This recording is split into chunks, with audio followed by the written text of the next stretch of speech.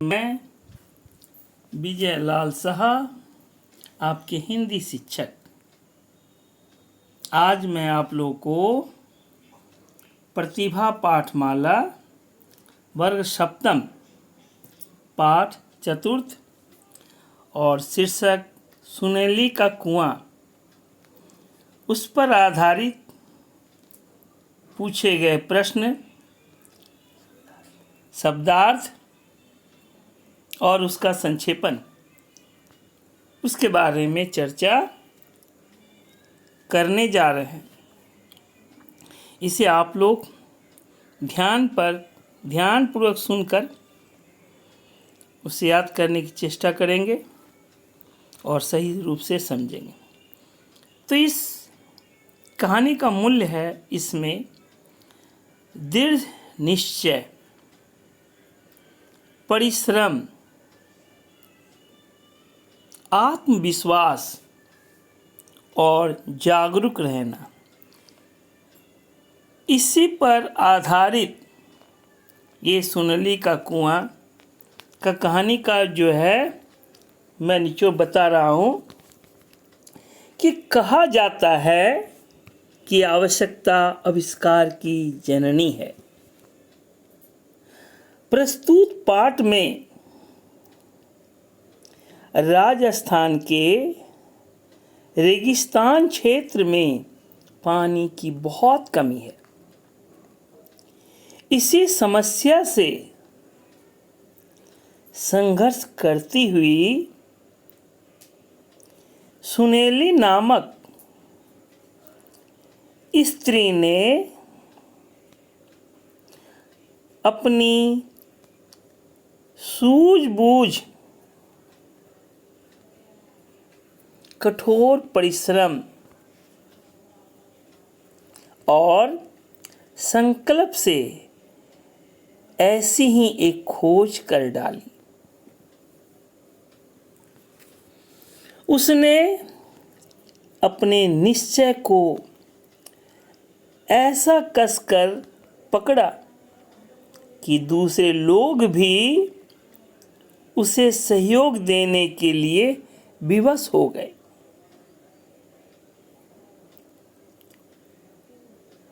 अंत में सफलता का सेहरा दृढ़ संकल्प पर डटी हुई सुनेली के सिर पर बांधा गया। तो आप लोग समझ रहे हैं कि किस प्रकार सुनेली ने अपने दृढ़ संकल्प को पूरा किया और अंत में उसकी जय जयकार हुई। अब आइए इस पाठ में पूछे गए प्रश्नों के बारे में हम लोग चर्चा करने जा रहे हैं। इसमें सबसे पहला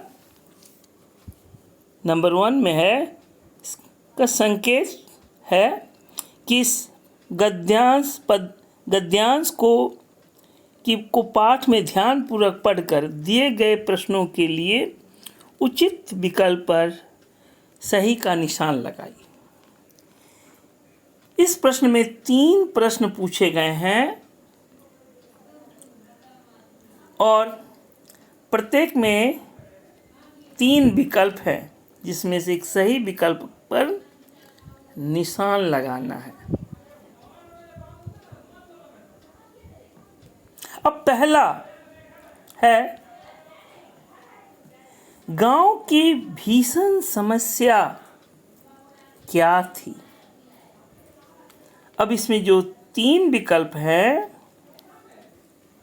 पहला विकल्प है पानी की कमी, दूसरा विकल्प है बिजली का न होना और तीसरा विकल्प है कुएं का दूर होना।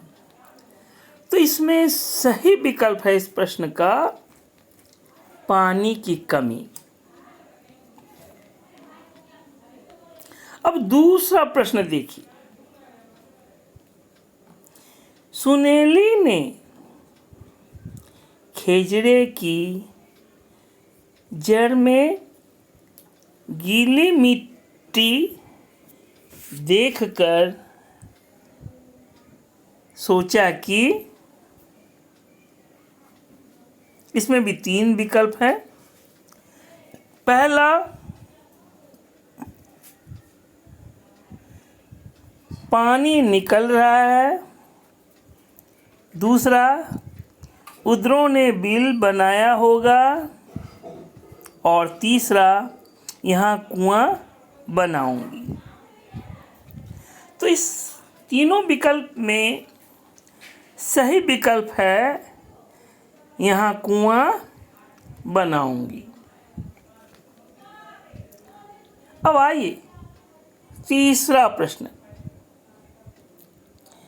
फूली न समाई, इस मुहावरे का अर्थ है, इसमें भी 3 विकल्प दिए गए हैं। पहला है फूल जाना, दूसरा है फूल में समा जाना, और तीसरा है बहुत खुश होना। तो इसमें से सही विकल्प यह है बहुत खुश होना। अब आइए दूसरा प्रश्न है, लघु उत्तर लिखिए। अति लघु उत्तर लिखिए। इसमें भी 2 प्रश्न पूछे गए हैं। पहला, सुनेली का मन अपने गांव से क्यों उचट गया था। अब आइए इस प्रश्न का उत्तर इस प्रकार है। सुनेली जिस गांव में रहती थी, उस गांव में पानी की बहुत कमी थी। उसे प्रतिदिन दूर दूर से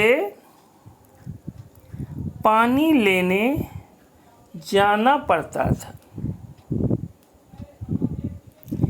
इससे सुनेली का मन अपने गांव से उचट गया था।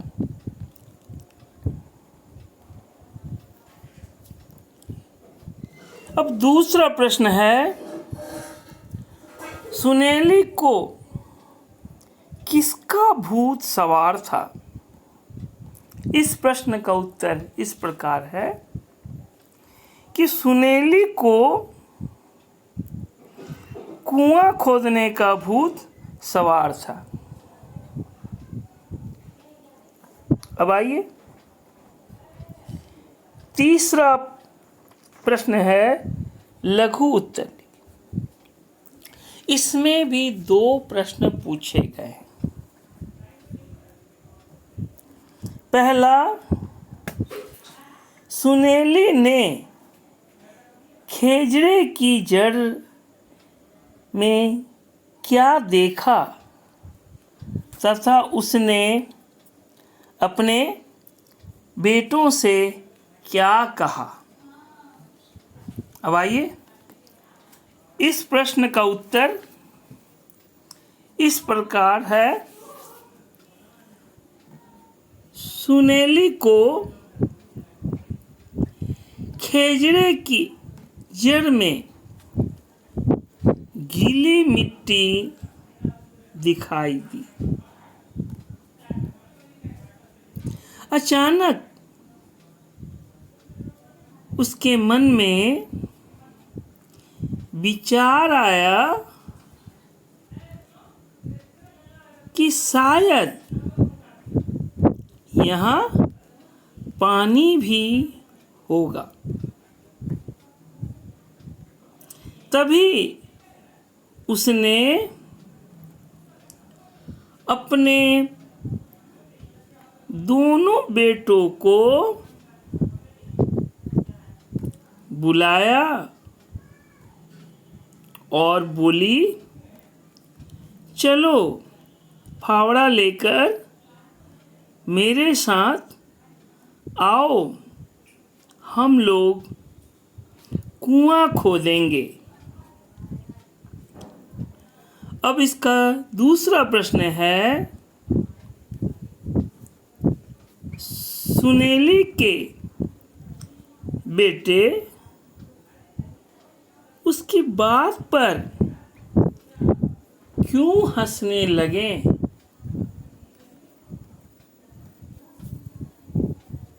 इस प्रश्न का उत्तर इस प्रकार है कि सुनेली के बेटे उसकी बात पर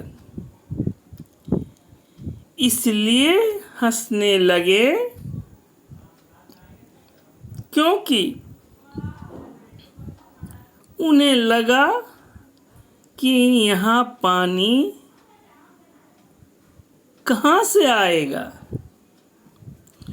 उधरे तो हमेशा बिल बनाते हैं। अब आइए चौथा प्रश्न।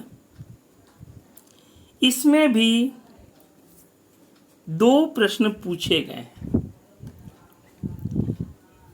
पहला प्रश्न है, कुएं में पानी कैसे भर गया तथा उसे देखकर सुनेली की क्या इच्छा हुई? इस प्रश्न का उत्तर इस प्रकार है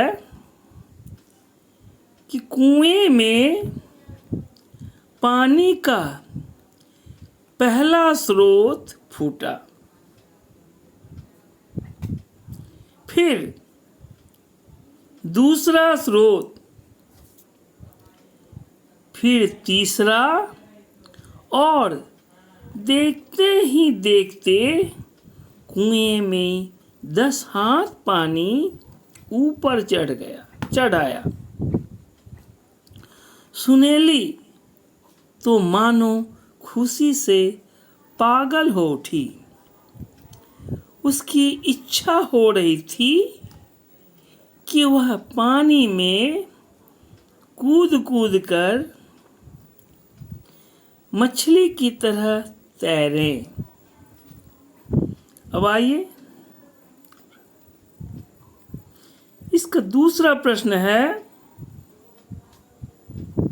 निम्नलिखित विशेषताओं के आधार पर सुनेली का चरित्र चित्रण कीजिए। पहला परिश्रमी, दूसरा दृढ़ संकल्प वाली, तीसरा विनम्र और चौथा हार न मानने वाली। तो आइए हम प्रत्येक का अलग अलग इसका चर्चा करते हैं। पहला, सुनेली का चरित्र चित्रण निम्नलिखित विशेषताओं के आधार पर इस प्रकार है। पहला, परिश्रमी। सुनेली बहुत परिश्रमी थी, तभी तो वह अपने हाथों से फावड़ा लेकर कुआं खोदने लगी। दूसरा चरित्र है दृढ़ संकल्प वाली। सुनेली दृढ़ संकल्प वाली थी। उसने ठाकुर की एक न सुनी। उसे तो कुआं खोदने का भूत सवार था। उसने तो यह भी कह दिया, अब मैं तो कुएं का पानी पीकर ही मरूंगी। यह कथन उसके दृढ़ संकल्प को स्पष्ट करता है। तीसरा है विनम्र। सुनेली विनम्र भी थी। जब कुआं में पानी चढ़ने लगा तो चारों ओर सुनेली की जय जयकार होने लगे। वो बोली, एक आदमी की क्या ताकत, यह तो सबकी ताकत का फल है। अगर सब लोग साथ न देते तो मैं अकेले क्या कर सकती थी। यह बात उसकी विनम्रता को दिखाता है। चौथा, हार न मानने वाली। सुनेली हार न मानने वाली थी। आंधी के आ जाने से कुआं मिट्टी से भर गया। लोग मजाक भी उड़ाने लगे, लेकिन वह हार न मानी। तो इससे पता चलता है कि वह हार न मानने वाली थी। अब आइए शब्दार्थ। ढानी यानी छोटा गांव, उदरे यानी चूहे, पौरुष यानी पुरुषार्थ, सा जी यानी आदर सूचक, बंजारे यानी घुमक्कर जाति, घुमंतु या घुमक्करे की, उचटना मन का न लगना, गरारी यानी घिरनी, दृढ़ संकल्प यानी पक्का इरादा, पुरखों यानी बुजुर्गों पूर्वजों, खेजड़ा रेगिस्तान में पाए जाने वाला कटीला वृक्ष, बींदनी यानी बहू, अथा माने असीम बहुत। तो बच्चों, आज तक के लिए यहीं तक। अगली कक्षा में हम अगले विषय पर चर्चा करेंगे। तब तक के लिए धन्यवाद।